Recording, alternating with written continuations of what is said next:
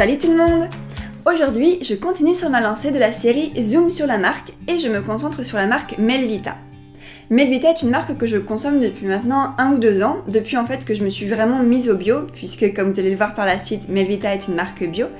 Et c'est une marque que j'apprécie particulièrement puisque j'aime beaucoup leurs produits, j'aime beaucoup leur packaging, leur senteur. Et aujourd'hui, je vais analyser un petit peu avec vous leur marketing, mais également leur composition. Si l'on revient un petit peu sur l'histoire de la marque Melvita, tout a commencé en 1977 lorsque Bernard Chevillat décide de fonder une ferme apicole, c'est-à-dire qu'il va avoir des ruches et s'occuper d'abeilles. Puis, en 1983, il décide d'augmenter ses revenus et du coup de diversifier cette activité en lançant une gamme de cosmétiques bio. Il va du coup lancer son premier savon, mais également des eaux florales ou encore des crèmes. L'entreprise Melvita est alors créée et se positionne réellement sur le marché des cosmétiques biologiques. Pour la petite anecdote, le mot Melvita vient de mel qui signifie miel et de vita qui signifie vie en latin, puisque le miel est vraiment l'un des ingrédients principaux de la marque. Puis en 2002, les laboratoires obtiennent la certification EcoCert, premier pas vers une cosmétique vraiment reconnue biologique. Puis en 2008, l'entreprise se fait racheter et appartient désormais au groupe L'Occitane en Provence.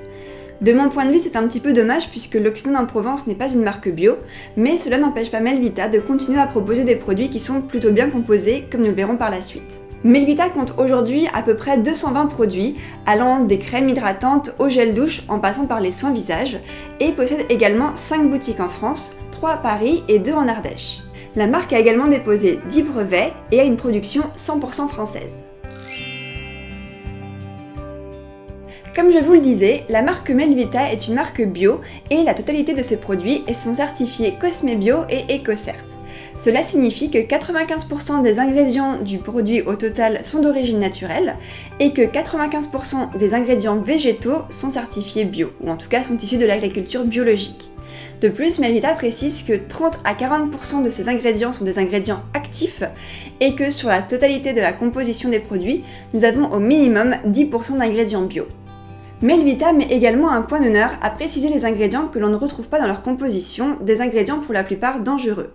Parmi ces derniers, nous retrouvons certains conservateurs comme les parabènes ou le phénoxyéthanol, mais également des huiles minérales qui sont à base de pétrole, des silicones, des sels d'aluminium, certains filtres chimiques, des colorants synthétiques ou encore des ingrédients issus des animaux. Il faut d'ailleurs préciser que Melvita ne teste aucun de ces produits sur les animaux. De plus, l'entreprise favorise l'utilisation de matériaux recyclables pour ses packaging. Nous retrouvons par exemple le verre, l'aluminium, certains plastiques comme le PET, PE et le PP qui sont des plastiques qui sont recyclables, ou encore le carton et le papier qui sont quant à eux issus de forêts gérées durablement.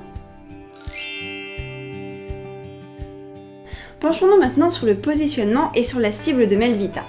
Quand on regarde un petit peu ces gammes de produits, il est clair que Melvita se concentre sur les femmes, puisqu'il y a moins de 5 produits pour les hommes, et en termes de moyenne d'âge, c'est assez large puisque nous retrouvons des produits pour des personnes assez jeunes, donc par exemple des étudiants qui commencent à avoir un premier salaire, mais également des gammes anti-âge, donc pour les personnes à peau plus mature et donc plus vers les 40-50 ans.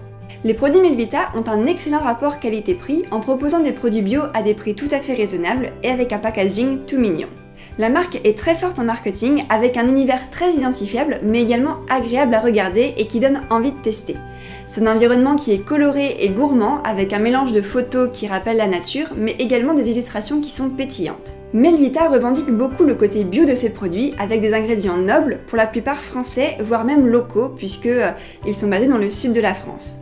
Dans leur communication, ils parlent bien sûr de leurs produits, mais également de l'entreprise, de la nature, de leur environnement autour de leur usine en Ardèche, de leur éthique et de la qualité de leurs matières premières, avec notamment le miel, les pétales de rose ou encore l'huile d'argan. Donc maintenant que je vous ai présenté la marque, son positionnement ou ses valeurs, regardons un petit peu la composition des produits, puisque bien que tous les produits Melvita soient certifiés bio, on n'est jamais à l'abri d'une surprise. Je commence avec un gel douche que j'ai testé il n'y a pas très longtemps et que j'aimais beaucoup en raison de son odeur, c'est le gel douche Camélia et miel d'oranger bio. Donc là, c'est un gel douche qui coûte 8 € pour un flacon de taille normale. Au niveau du marketing et de la description, ils vont nous dire que c'est un gel douche qui est enrichi en gelée royale, qui nettoie la peau en douceur tout en contribuant à préserver son film hypolipidique pour ne pas la sécher. Formulée sans savon et sans sulfate, la mousse fine et légère du gel enveloppe délicatement le corps d'un parfum floral orangé. Donc une description qui est très légère, qui fait très agréable.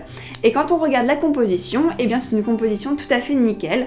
Il n'y a aucun ingrédient controversé à risque, aucun pas terrible, 7 satisfaisants et 15 bien. Donc de ce point de vue-là, c'est un sans faute pour ce produit.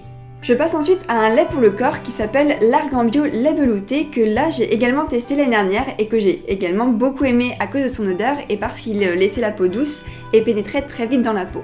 Je vous en ai d'ailleurs parlé dans une vidéo produit terminé de l'hiver dernier, il me semble. Donc là c'est un produit qui coûte un petit peu cher puisqu'il est à 16,50€ le flacon. Au niveau de la description marketing, ils nous disent « Adapté aux besoins des peaux sèches et déshydratées, le lait corps à l'argan bio est un soin hydratant délicatement parfumé qui enveloppe le corps d'un coton de douceur. La formule légère et fluide de ce lait marie l'huile d'argan relipidante à un extrait de feuilles d'arganier aux propriétés protectrices et adoucissantes. La peau est parfaitement hydratée, nourrie et assouplie. » Là maintenant, si je regarde la composition, nous n'avons aucun ingrédient controversé à risque, mais nous avons quand même un ingrédient pas terrible qui est un filtre UV chimique. Pour le reste, nous avons 13 ingrédients satisfaisants et 18 bien. Donc de manière globale, la composition est tout à fait correcte, mais petit bémol quand même pour le filtre UV chimique. Je ne suis pas sûre que cet ingrédient était complètement indispensable. Certes, si on s'en sert comme lait et qu'on va au soleil, c'est toujours un plus si la peau est protégée des UV, mais ce n'est pas le but principal d'une crème pour le corps, donc là, léger petit bémol sur ce produit que j'ai pourtant beaucoup aimé. Le produit suivant s'intitule l'or rose, qui est une huile fermentée au baie rose. C'est un produit qui coûte quand même 30€ et qui est en fait une huile un petit peu minceur. Quand on regarde la description, ils nous disent « 2 fois plus concentrée en baie rose, la nouvelle formule de l'huile fermentée bio or rose est suractivée. Cet ingrédient miraculeux permet de faciliter le déstockage des graisses et améliore ainsi l'effet peau d'orange. Une huile fermentée suractivée concilie l'efficacité et le plaisir d'utilisation grâce à sa texture huile sèche et son parfum frais qui lui permettent un rituel de massage unique. » Là, je suis un petit peu plus sceptique puisque ça reste une huile un petit peu minceur, donc c'est des huiles un petit peu marketing qui ne marchent pas forcément. Personnellement, je n'y crois pas trop aux huiles minceurs. Et c'est une huile qui coûte quand même 30€, donc ce n'est pas donné. Si je regarde maintenant la composition, nous avons donc aucun ingrédient controversé à risque, mais nous retrouvons quand même un filtre UV chimique, donc ce qui est moyen. Pour le reste des ingrédients, nous avons 8 satisfaisants et 11 bien. Je tiens quand même à préciser que parmi les 11 ingrédients bien, nous avons énormément d'huiles estérifiées. Comme je vous en parlais dans ma précédente vidéo, les huiles estérifiées, bien qu'elles ne soient pas mauvaises pour la santé, n'apportent absolument rien à la peau. Ça va juste hydrater, mais il n'y aura pas de propriétés en plus. C'est donc, on va dire, un petit bémol pour une huile qui est quand même censée avoir des propriétés actives pour la peau. Je passe ensuite à la crème teintée de Melvita, que je porte d'ailleurs actuellement et que j'ai testée pendant tout l'été. C'est une crème que j'aime beaucoup, qui est très légère, agréable à porter, qui hydrate un petit peu la peau et qui laisse une couvrance très naturelle. On est sur un produit à 25€, donc qui est quand même un petit peu cher, mais ça reste dans les prix des gammes bio et des crèmes teintées.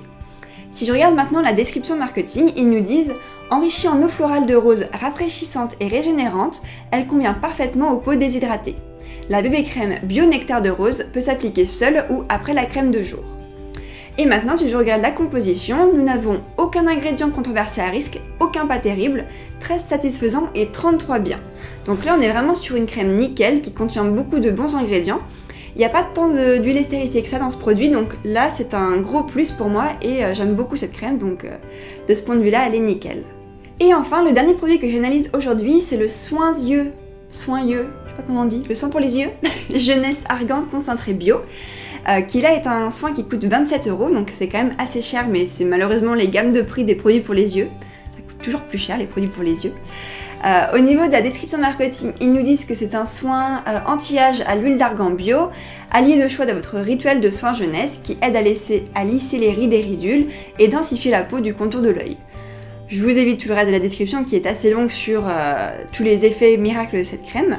Et si je regarde maintenant la composition, nous n'avons aucun ingrédient controversé à risque, aucun pas terrible, 8 satisfaisants et 31 bien. Donc là encore une majorité de bons ingrédients, pas trop d'huile estérifiée, donc c'est un produit qui est tout à fait correct et que je recommanderais. On arrive maintenant à la conclusion. Donc comme vous avez pu le voir, les produits Melvita sont plutôt bien composés avec des produits qui respectent les réglementations et certifications bio. Toutefois, il y a quand même pour moi un petit bémol puisqu'il y a beaucoup de produits Melvita qui contiennent des huiles estérifiées. Comme je vous en avais parlé dans une précédente vidéo, les huiles estérifiées, même si elles ne sont pas mauvaises pour la peau, elles n'ont absolument aucune propriété puisqu'elles ont été transformées chimiquement et du coup ces huiles n'apportent rien à la peau. Donc je trouve ça un petit peu dommage pour une marque qui fait attention aux ingrédients qu'elle utilise, qui utilise d'ailleurs des ingrédients nobles avec pas mal de choses normalement dans ses produits, et c'est vrai que rajouter des huiles estérifiées, je trouve ça un petit peu dommage. Après, ça a quand même le bénéfice de proposer des produits qui coûtent un peu moins cher et du coup plus accessibles. De plus, le fait que la marque appartienne au groupe L'Occident en Provence me rend un petit peu sceptique, puisque L'Occident en Provence n'est pas une marque que j'apprécie particulièrement. Pour moi, c'est une marque qui fait un peu de greenwashing, vu qu'ils se revendiquent un peu naturels, alors qu'ils ont des compositions vraiment pas terribles.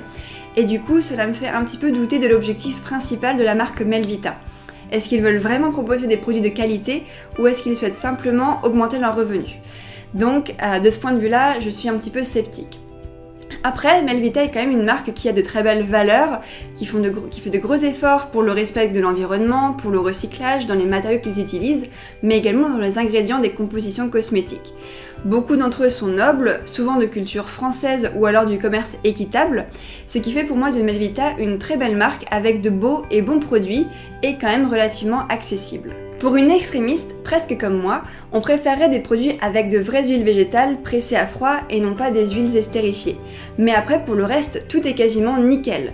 On a un prix qui est parfois un petit peu cher, mais on paye également le marketing, les beaux packaging, la communication et quand même la qualité des produits, avec des produits sains et bons pour la santé. J'espère que cette vidéo vous a plu. Si c'est le cas, mettez un petit pouce bleu à la vidéo. Et si la série Zoom sur la marque vous intéresse, n'hésitez pas à proposer en commentaire d'autres marques que vous souhaiteriez que j'analyse, je le ferai avec grand plaisir. Je vous souhaite une très bonne journée et je vous dis à très bientôt pour la prochaine vidéo. Bye!